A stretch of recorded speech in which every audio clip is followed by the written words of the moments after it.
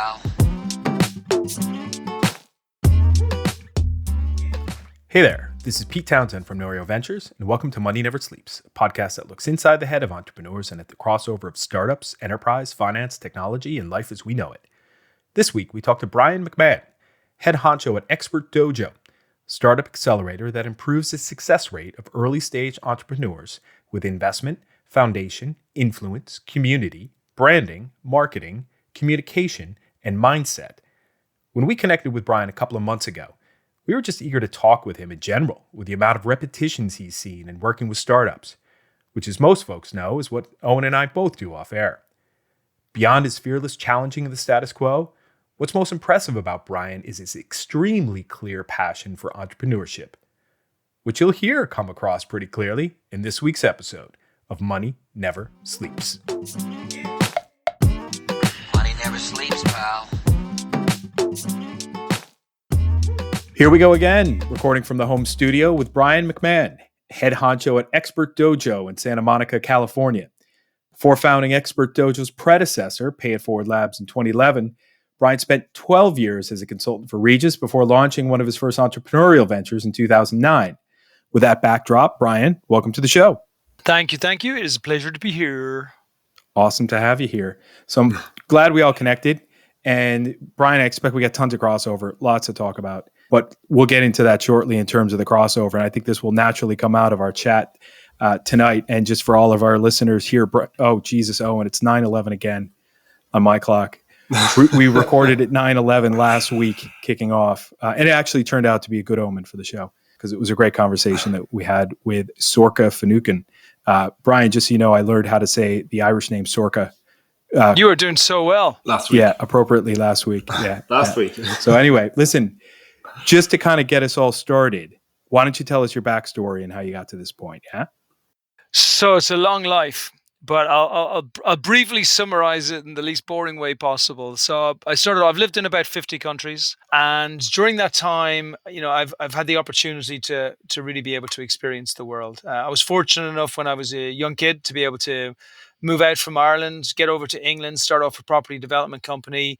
We had about 10 or 15 properties at any one time. It did great. The great thing about property development is even if you're an idiot, as long as you can hang on to the properties for long enough, it's actually extremely hard to lose money based on acquiring assets, which kind of forged my future going forward. Then left there at a small consultancy company. It got gobbled up by Regis. Worked with pretty much, I think, 20 or 30 of their countries over there as a consultant, which was, again, a great experience. Then launched a marketplace, which was a property marketplace. And then after about 5 years of that, sold it off to my partner. I'd realized I hated property. So I wanted to move into something that was non-property related. You can make a bunch of money from property. You just get really bored with it after a while. And at that stage, I was living up in New York. I wanted to come down to Santa Monica, even though I love New York. And so I decided, hey, I want to really understand why entrepreneurship has such a high failure rate. It was really my main focus for doing it. And then that led to Pay It Forward Labs and Expert DOJO and everything that's come since. Gotcha. Okay. And tell us where the Expert DOJO name came from. How'd you come up with that? So the challenge with most industries is you kind of go from a stage of people understanding the value proposition that's involved in it to folks moving up the chain and everything just becoming about BS, right? And entrepreneurship is no different. And I feel sorry for entrepreneurs on a daily basis because they surround themselves with experts in inverted commas. And these are people who believe that they have a phenomenal expertise which can help that business. And it could be marketing, it could be development, it could be a I don't know, like any of these things. But the majority of these people are experts in their own minds. And what that means is that within the domain expertise that was important in their perspective, yeah, they're experts, but they're not worth a damn to the people that they're advising. So we wanted to just create the context of a dojo being a place of continual learning. You leave your ego outside. It's about trying to understand the problem and as much brain power coming together and trying to come up with a solution for that problem. And it's about everybody understanding that they are not an expert, but they are reaching towards expertise based on learning more and more. It's just a different perspective of coming at the same problem. And where did the concept come from? Well, the concept of Expert DOJO, look, we evolved. First of all, from right now, we're an accelerator. If you said to me, what do you do? We're an accelerator, and we invest in 50 companies this year, and we'll invest in 100 companies next year, and we look at international companies and provide a bridge to America, and then we give them money to grow, and then a bunch of help, right? But we didn't start out like that. Like most companies don't start out like that. We started out like every other company where we saw there was a problem, and the problem was that startups are failing at an unprecedented rate. And if you look at the actual percentage of failure, it's around 89, maybe 95%. It's stupid. And so like as two Irish men on the phone here, I would say that if there was a 95% chance of not getting a beer in a bar, we probably wouldn't go. Right. Yeah. And so in the same way that it seems ridiculous that somebody would start an endeavor such as startup with such a high failure rate. And then the more I looked into it, the more I realized if you haven't gone to Harvard or Stanford, forget it. You're not growing a unicorn. And that's kind of the backdrop. And the more I looked at this and the more I said, wow, we got a really messed up system. And the system is so bad that our entrepreneurs are getting worse and worse, which means that this is terrible for entrepreneurs throughout America. It's terrible for America because that's why China are kicking our ass in entrepreneurship. Like, forget about them taking our manufacturing. They kicked our ass in manufacturing 25 years ago. They've been kicking our ass in technology for the last 15 years. But it's also terrible for venture capitalists because our returns are limited to just a couple of people in a very small pool, as opposed to exceptional entrepreneurs who can really dominate. So when that happened, we decided to set up a laboratory and really try and understand it. And then we were a laboratory, right? Nothing more, nothing less. And then I opened up this place on top of the mall in Santa Monica, studied entrepreneurs with my buddies for about a year, offered them all free rent as lab rats. And then we came up with some conclusions. And then we thought, okay, now we're looking at these conclusions. We've learned a few things. What should we do next? And we thought, oh, let's throw out some training programs. And then we were like, okay, now that we've done some training programs, people would say, well, we want you to work with us to help us grow. And then we're like, okay, we'll work with you to help you grow. And then we're a venture studio. And then folks would say, have you got any money? So suddenly we were an accelerator, and now we are an international accelerator. So I believe two things. I believe, number one, right now, America is absolutely at a crossroads. And if we do not fix our situation with entrepreneurship, then we will be worst as an entrepreneurship nation, and my lowest rung.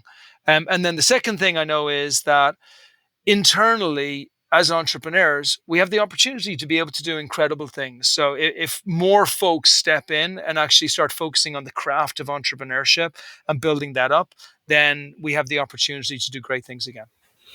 And actually, that's really interesting there because you've experienced it obviously in a lot of different countries. So where do you see some of or I suppose, what have you picked up on your journey that, you think will kind of add to this, or how have you seen the differences in the countries then in their kind of approaches? So I'll give you, look, you and me are Irish. So let's do the comparison between Israel and Ireland as two entrepreneurship nations, right? So Israel, 20, 25 years ago, a bunch of folks got together and they said, what are the chances of us ever, actually, let me create the end result, and then we'll go back to the beginning, to the amount of companies that Israel have on the Nasdaq, right? This is a tiny little nation. But so how did it happen? And it's because they created, and there's a great book called Startup Nation, which really goes into the weeds about what made Israeli a great nation for startups. But they just made it, their entire DNA was about it. Like, they would put people into very specific units into the army, whereby they would go deep into technology, and the army or the government would say, hey guys, by the way, in appreciation, you can keep whatever IP you have. Nobody else does that, not even the US government. And then you had local corporations that would say, we want to encourage startup because the more innovation we bring in, the stronger we are together. And then those same people that were doing well in companies would then become angels, and the angels would support the community. And then so suddenly you had excellence, you had money, you had community, you had government all coming around to cocoon this incredible sense of entrepreneurship. And then they come to a place where they have been, for the last 15 years, undoubtedly the number one nation in the world. Okay, let's then compare that to Ireland, which is a phenomenal nation. I love the Irish people. I want nations to be able to develop entrepreneurs inside their nations, not bring companies in for lower taxes. That's my only gripe. My only gripe is I want to develop entrepreneurship, and Israel nailed it, and we still haven't. But that's my personal And view. do you think is it because you're talking about Israel and China there? Is it that the government has been fully committed and have thrown kind of everything at it? Because I was listening to a talk earlier. It was with Daniel Kahneman, who is won the Nobel Prize. He writes about kind of behavioral science and stuff. He started off as a psychologist in the Israeli army, and they were paying him to get in there and make sure the troops were trained properly. They were paying for the best of the best. But it sounds like they did the same everywhere else. Is that the kind of approach? I mean, you bring up the full backing of the government? you bring up As it happened a in great China. point, right? There's a army group in there called the 8200, and literally, if you just say the words, "I was in the 8200," Sequoia, NEA, every VC in the world is going to want to invest in you because they know that those 8200 are plucked from the greatest people in the country. And then what happens is those folks want to stay. They stay there. So look at Fiverr, look at Waze, look at Fiverr. Waze insisted they had the offer to be acquired by Google, and the only reason they accepted the offer of billions of dollars was because they said to Google, listen, our boys and girls are going to stay here. We're not going to go over to America and just build the entire thing up. So I think there's number one, they have a mindset. There's an Israeli mindset which comes from conflict over the years. And that mindset means that I believe their entrepreneurs are tougher and they can stay in there for longer. Number two, what the government do as far as the training that they get when they go to units like the 8200 are absolutely off the charts. And then number three, just within their ecosystem, they absolutely intentionally built a nation of people that had to build great companies. And then most brilliantly, they don't need to come to America. The Americans came to them. Look at all the VCs that decided they would open up in that tiny little country just so they could have a presence there. So that's where it was absolutely brilliant. So that to me that's the really interesting piece, is that they kind of design. It sounds like they designed their ecosystem with a view to have those companies not leave. They did. And look, I'm tough on Ireland only because I'm Irish and I love Ireland and I want Ireland to excel.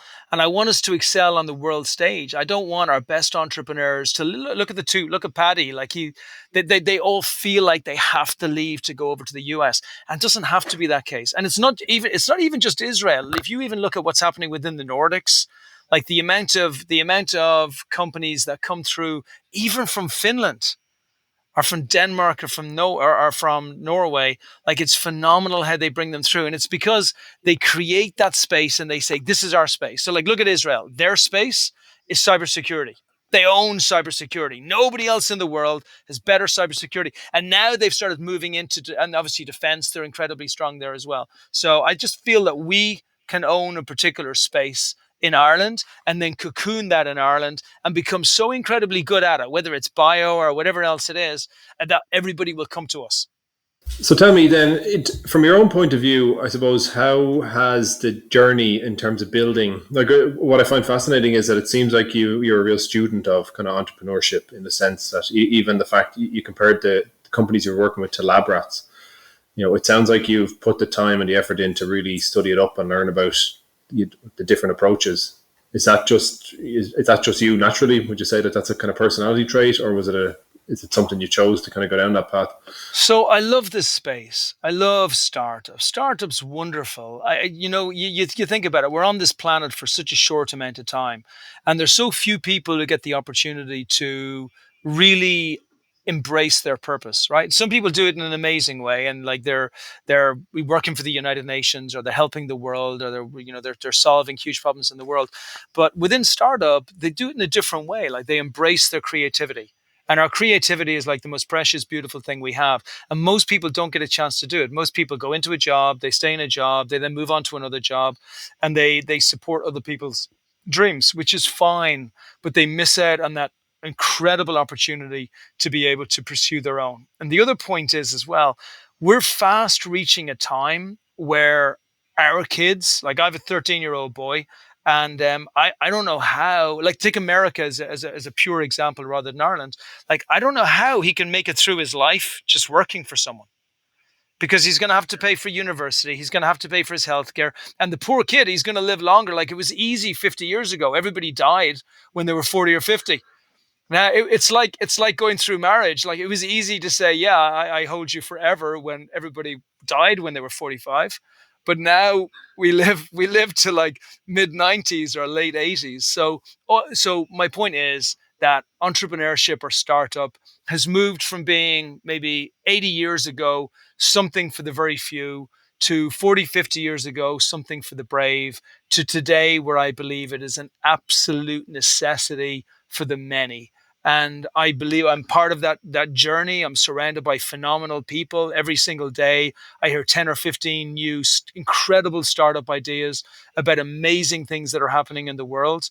And we have the privilege of being the biggest investor in probably anywhere in the southern half of America from a deal size perspective, in early stage startups. So it's just I'm blessed, really. And you're dead right, because actually I did a number of years in banking, and then I was fortunate enough I got a chance to work in an early stage startup, and to me, like, that was the change. I encourage anyone to go down that route, because the learning and what it did for career wise, what it did for me. Now I obviously get to work from Enterprise Ireland point of view. I get to work with financial technology companies all the time, and it's that piece around the early stage companies. I think you can learn 10 years worth of career knowledge in the space of 2 years or less. You're the entrepreneur at the same time. You're building the platform to work with these companies. How has that challenge been for you? So we decided very early on that we were going to focus on the opposite to what everybody does. Just from number one, a survival perspective, and number two, it's as you can imagine, I'm relatively straight talking, but also from the fact that it's opposite to what's happening in the world. So everything in the world right now is about, we don't want outsiders, we don't want immigrants, we don't want anybody who doesn't look like us or feel like us or anything else. So we thought, great, we want the absolute opposite. We want to search for the greatest entrepreneurs in the world, and then we want to provide a bridge into America.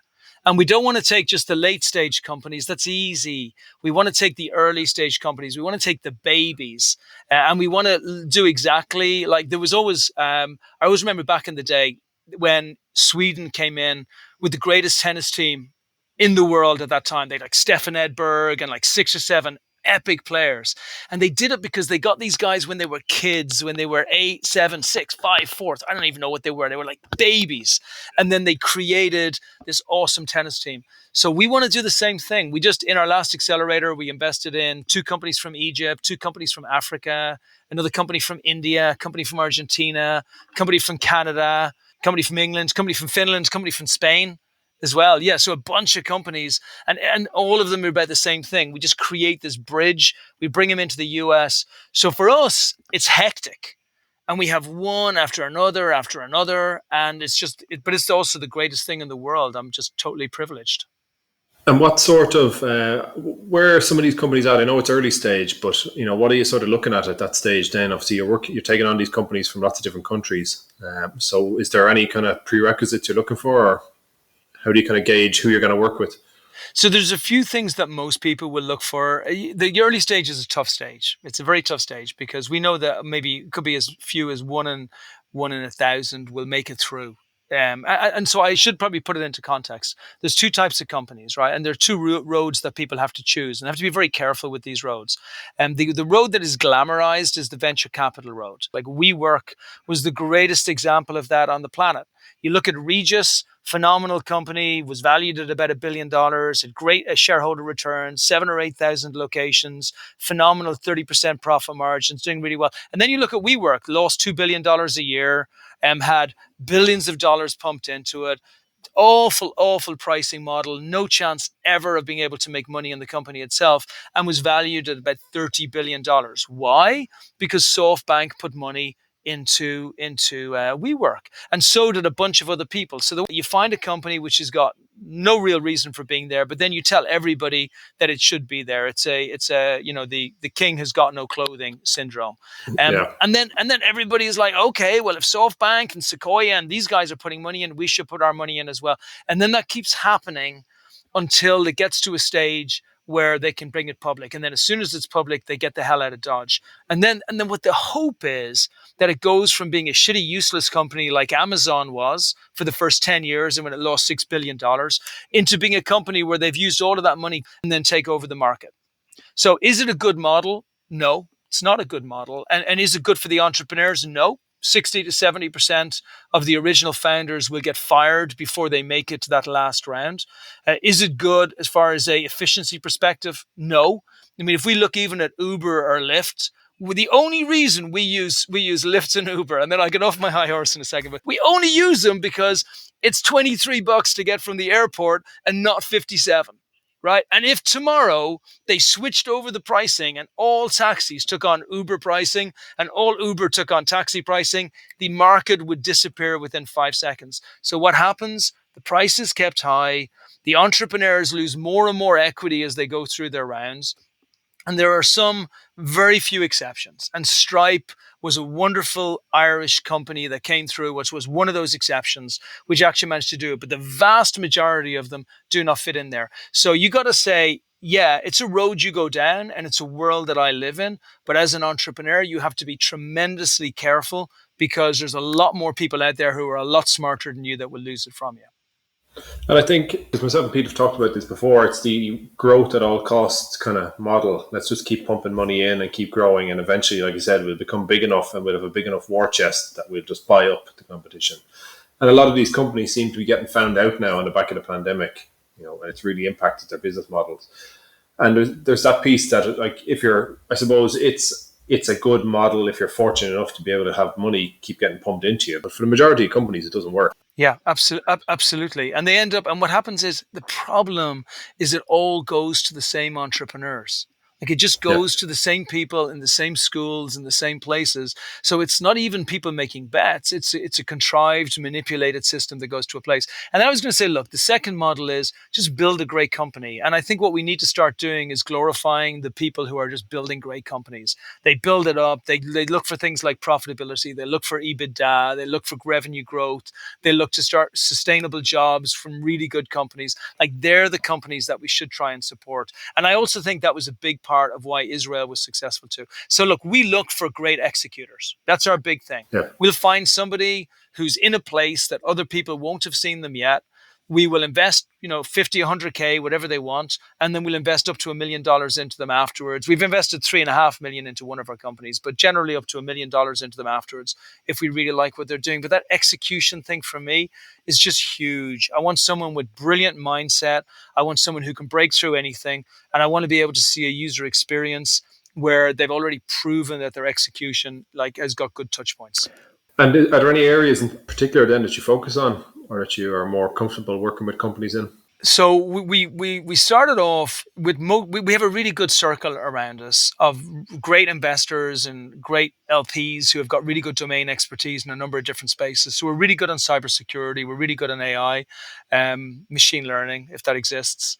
We're really good at areas like those types of things. What we've started to do, we decided that at the end of this year we would do an impact type fund. And so we brought in some companies that were doing really good things. So we got one company that's in the sickle cell space. So they've just sickle cell, probably most people don't know about it, but it's just an awful, awful, awful disease that it goes from being a gene into a disease, and then hundreds of thousands of people die. It's specific to Africans and Africans Americans who are over here. And just the problem is the current device costs like $50-$60 to get a diagnosis, and it takes too long to get it. So people are not diagnosed, so they die. And so we've got a great device where we've got a phenomenal team who are plugging away with it, and they're going to do that. And then we've got another company over in Belarus that have worked out on scans in hospitals. And the problem with, take cancer scans, for example, the problem with cancer scans now is that it's looked at by the naked eye of a doctor. And I love doctors. Like there's not even any but. They're the most amazing people in the world. But how can we expect them to be able to tell absolutely everything from a naked eye viewing of a scan?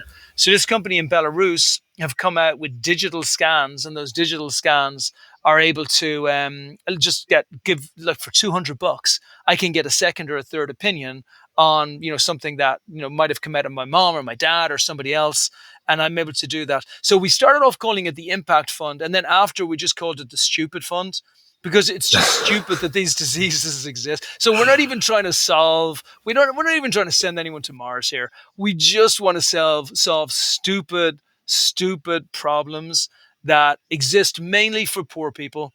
and they're relatively easy to fix. It's a funny one because a lot of these things, like you said, they seem fairly straightforward from an innovation point of view, but yet they haven't been done.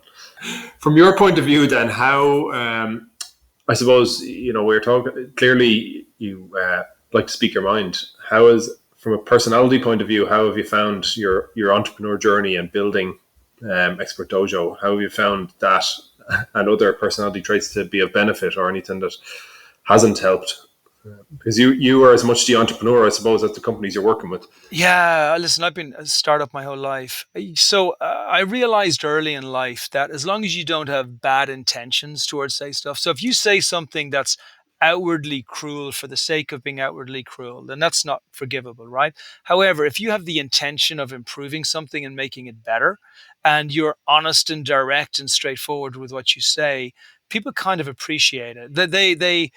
Somebody said to me this morning when I was talking about, a collaboration they were suggesting, they were saying, God, we really, appreciate your unveneered expertise, right? I haven't heard unveneered in a long while.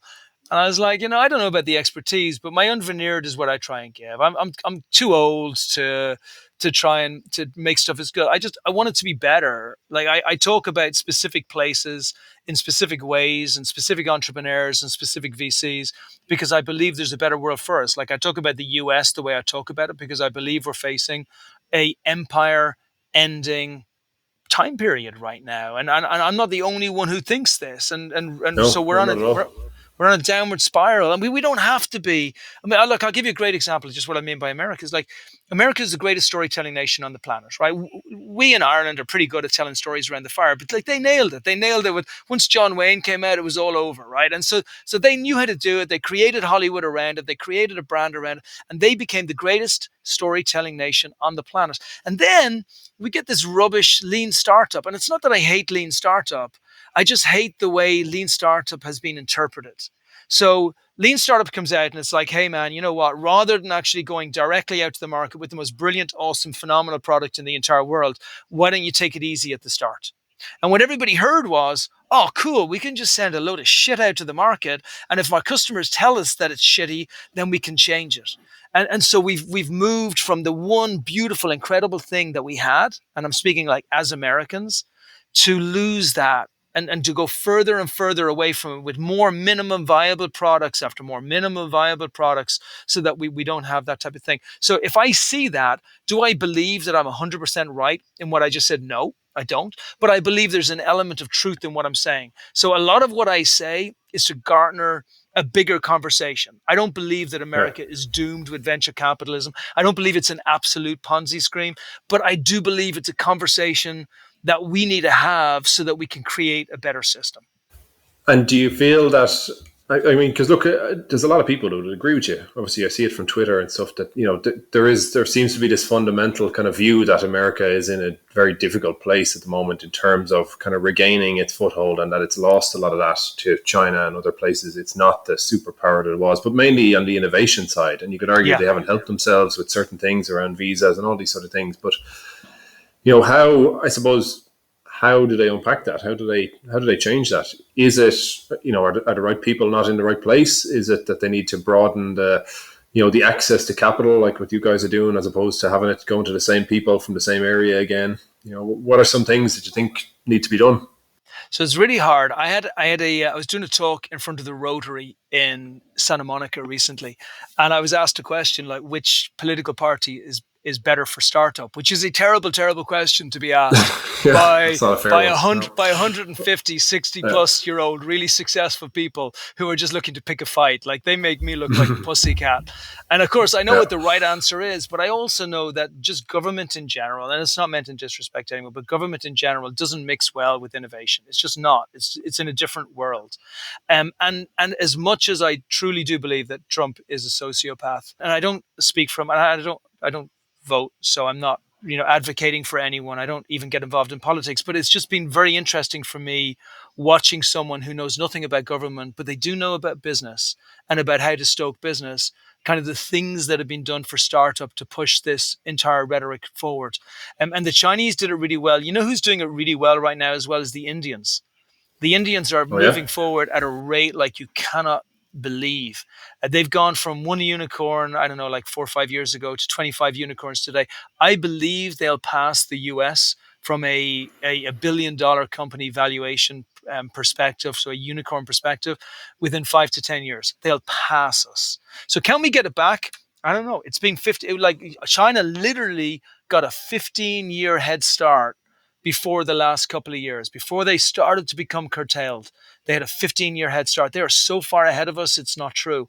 And there's a lot of other countries that have moved really far ahead of us as well. So I think America's got a really tough time ahead, and it needs to have a monster focus on innovation side and actually stop building just useless technologies like Uber and Lyft. I don't even know why we call them technologies. They're not. They're just friggin', they're QR code. It was invented already, right? So we need to move the focus back in. And if I go back to Israel, because they're a great model for us all, they just went all in on innovation. They went all in innovation. They said, look, if I go back to Ireland, like, some of the most brilliant people in the world are from Ireland. Like, we have some of the most incredible, not just orators, but just phenomenal scientists and people who come out of our country. And if we can take those people in and say, right, we are going to create this monster center of innovation, and we're going to lock everybody in, and the only people who can come in are people who are going to be able to stoke that fire. And we're going to acknowledge that this is not about different governments or anything else. We're going to acknowledge this is a 20-year plan. This is not a 5-year plan or a 10-year plan. It's a 20-year plan. And heck, I would even create an X-Men for entrepreneurs. Our school system should be burnt. And actually, I'm not even talking about Ireland here. I'm talking about the whole world. Like, our school system, my kid goes to school here in Santa Monica, and I swear he comes home dumber every single day. I actually have to undumb him normally from 5 till 7 in the evenings, because it's teaching stuff that's 50 years old. And so entrepreneurship should be taught to our kids, or creativity, our thinking on your own, or trying to survive. Like, it should be taught to our kids from the age of 6 or 7. Like, that's how we get it back again. We got to get the hunger back in there. No, look, you're dead right. And to be honest, I completely agree. My eldest is 13 as well, 13-year-old girl. But again, it's just the rote learning stuff, which is irrelevant. It's where's the public speaking? Where's any of the kind of value added stuff that you'll do when you're actually in a job? There's none of that, and it's painful to see in some ways, because I'd love to see more stuff being done, and I don't see enough, I suppose, of ways that maybe organizations are giving back to schools, or entrepreneurs are giving back to schools. I'd love to see more being done in that respect to kind of acknowledge it. You don't ever see, like, there's obviously DOJO and things like that, but you don't really see as much of the kind of entrepreneurial skills being taught by kind of ex-entrepreneurs. It'd be great to see more of that.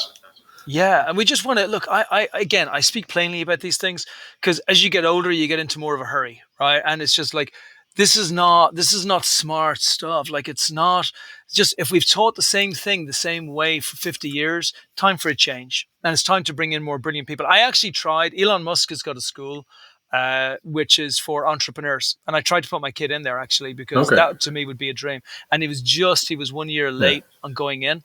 But we need to just look at it differently, and we need to really embrace the innovation and the great folks that we have. So tell me, going back to Expert Dojo, what's the next kind of 12 months look like? Obviously, you've got a fund there. How many accelerators do you run a year? So we do 4 a year, and I'll tell you what my vision is. Really, I'm selfishly trying to find probably between 300 and 500 companies that myself and my partner can invest into over the next 5 to 7 years, so we can make a couple of $100 million that I can pursue the real objective of Expert Dojo. Like, that's my only objective here, is to make a couple of $100 million so we can pursue the real objective of Expert Dojo, or maybe the real objective of Brian McMahon. And that is that I want to be able to be a part of making success in entrepreneurship something that's equally available to folks, whether they're rich, whether they're poor, whether they're black, whether they're white, whether they're man, whether they're woman. I want to do that. So in this current world, that is an absolute impossibility, especially when I talk about the globe.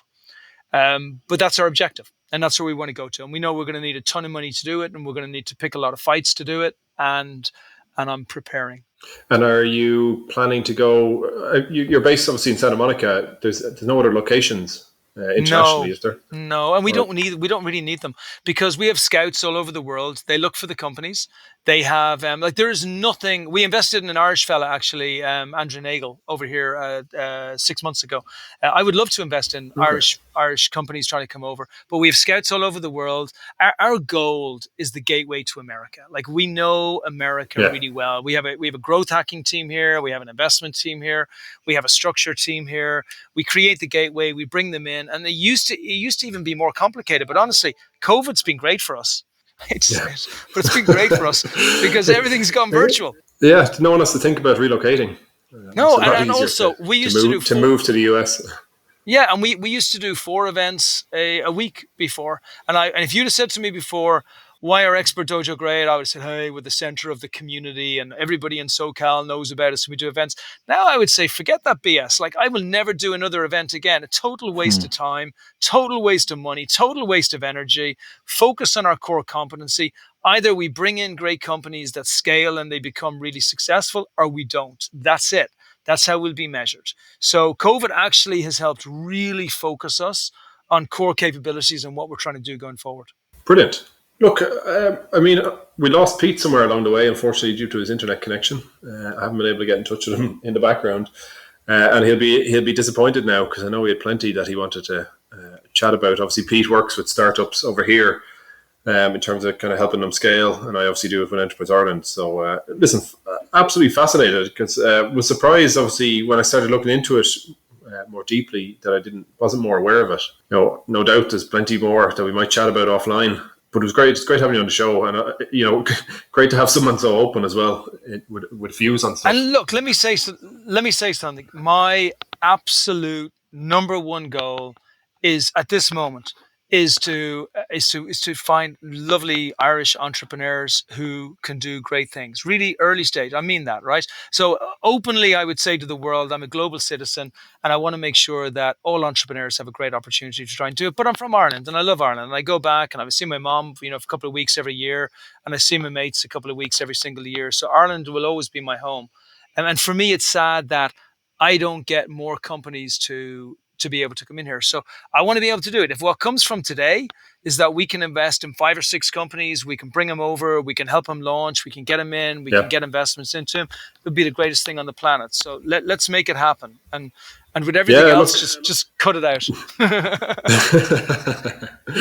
No, listen, great to have you on the show. I'll wrap it up with our last question that we always like to ask, which is, what is something people wouldn't expect to know about you? So, man, I'm such an. I don't like, actually. The funny thing is, most people believe that I love sharing my opinions, irrespective of how direct they are. I actually don't. I would much rather have a nice, easy, peaceful life, and actually not continually, start fires. To fight. Well, I think of them as fires, really, because they're never fights. They're fires more than fights. So most people don't know that. They assume I do, but I do it for the intention of the betterment of everything. So yeah, that's my little nobody knows bit.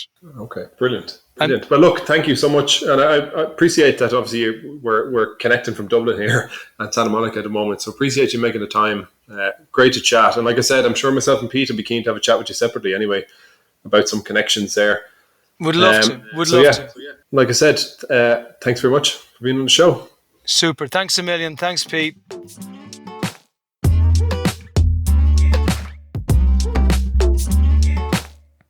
That does it for this week, folks, and thanks to Brian for opening up his mind to help us figure out why he does what he does.